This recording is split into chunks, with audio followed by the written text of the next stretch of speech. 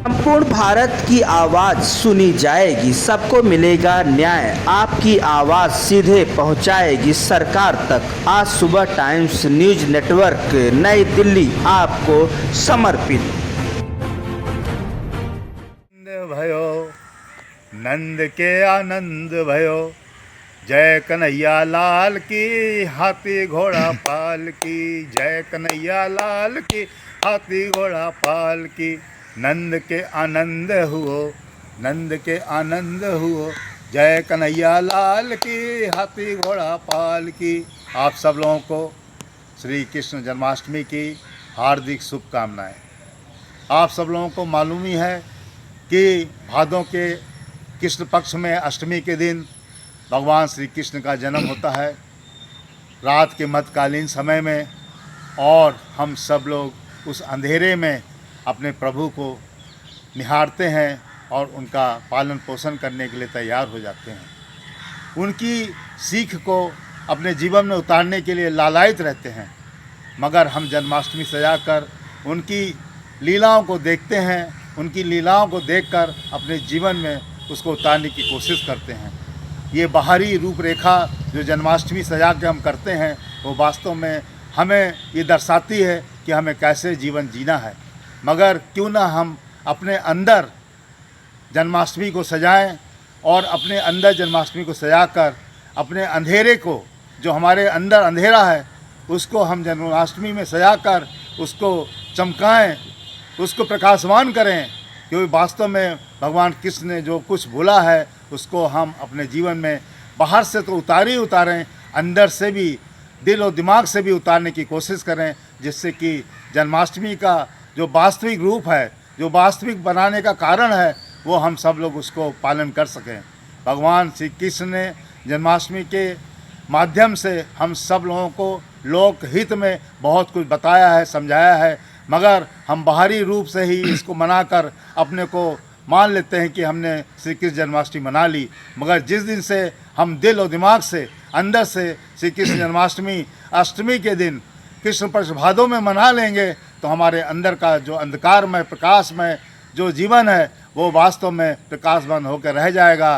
अंधेरा होते हुए भी हम अंधेरे में प्रकाश को देखेंगे। और वास्तव में इसीलिए भादों कृष्ण पक्ष अष्टमी के दिन अंधेरे पक्ष में जो ये जन्माष्टमी होती है, ये संदेश देती है कि इस घोर अंधेरे में भी हम प्रकाश को देखें और अपने जीवन को प्रकाश में बनाने के लिए अंधेरे को भी चीरें और प्रकाश को पाएं। और वास्तव में यही जन्माष्टमी मनाने का हमारा आप सबका एक धैर्य होता है कि हम प्रभु के चरणों का आशीर्वाद पात्र लेकर, उनकी कलाओं को समझकर, देखकर, उसको जीवन में उतार कर अपने को जीवन को धन धान बनाएं और वास्तव में जन्माष्टमी का प्रसाद पाकर अपने जीवन को ऐसा मधुर सुंदर बनाने में लगें, जो वास्तव में आने वाली हमारी अन्य व्याधियों को, बीमारियों को दूर करे। हम स्वस्थ रहकर जन्माष्टमी के माध्यम से अपने आगे के जीवन को चला सकें। और यही है हमारे प्रभु श्री कृष्ण का आशीर्वाद और जन्माष्टमी मनाने का एक बहुत बड़ा कारण और उसकी लीलाओं का लेने का एक बहुत बड़ा समय।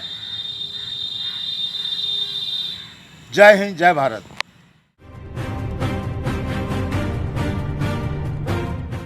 वर्न आउट, जैसे कि मशीनें चलती रहती हैं दिन रात और गर्म हो जाती हैं, और गर्म होकर कुछ ना कुछ उनमें फॉल्ट आ जाता है।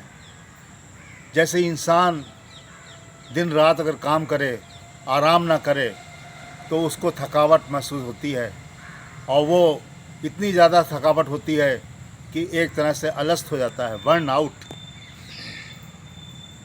मशीनें जब बर्न आउट हो जाती हैं, थक जाती हैं, तो इंसान की बात ही क्या कहना। और आज के इस युग में, जो वैज्ञानिक युग है, आधुनिक युग है, इसमें अगर हमने कड़ी मेहनत और कड़ी परिश्रम से कार्य नहीं किया, तो हम कभी आगे बढ़ ही नहीं सकते हैं। क्योंकि विकास की रफ्तार बहुत तेज़ है, हर जगह सेकंडों में परिवर्तन हो रहा है। और अगर हमने ये परिवर्तन को नहीं पकड़ पाया, तो हम कैसे उनकी विकास की इस दौड़ में अपने को शामिल कर पाएंगे। हम तो पीछे ही होते जाएंगे, पीछे ही होते जाएंगे और थक कर एक बार हार कर बैठ जाएंगे। इसलिए अपने बर्न आउट के लिए आप इतनी चिंता ना करें, थकावट के लिए इतनी चिंता ना करें। अपनी दिनचर्या को, अपने काम करने के तौर तरीके को ऐसा बना के चलें कि आपको थकावट या बर्न आउट की बात आए ना। आप थोड़ा थोड़ा समय निकाल कर आराम करते चलें।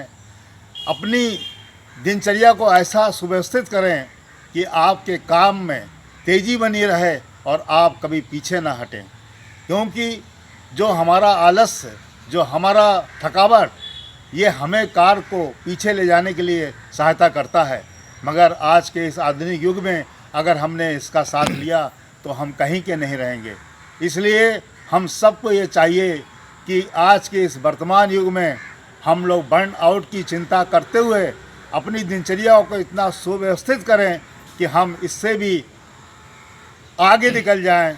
इससे भी हम आगे निकल कर अपनी रफ्तार की जो तेज़ रफ्तार चल रही है विकास की, उसको पकड़ने में हम सब लोग जो है मजबूती से आगे बढ़ें। और ये तभी संभव है जब हमारी सुव्यवस्थित दिनचर्या, सोचने का तरीका, आराम करने का तरीका, बात करने का तरीका, समझने और बोलने का तरीका, उसको सुव्यवस्थित करने का तरीका हम शुरू से लेकर अंत तक इस तरह से विभाजित करें कि हम सब में सफल हों और हम जो थकावट या बर्न आउट की बात है उससे परे होकर आगे अपने विकास की रफ्तार में शामिल हो सकें। आइए आज की इस आधुनिक और भाग दौड़ की इस ज़िंदगी में, इस रफ्तार में हम कभी अपने को हारे नहीं, थकावट ना महसूस करें, बर्न आउट ना महसूस करें और अपने को ऐसा तरोताज़ा रखें, ऊर्जावान रखें कि इस विकास की रफ्तार को, दौड़ को हम सब लोग शामिल होकर अपने विकास में आगे बढ़ सकें।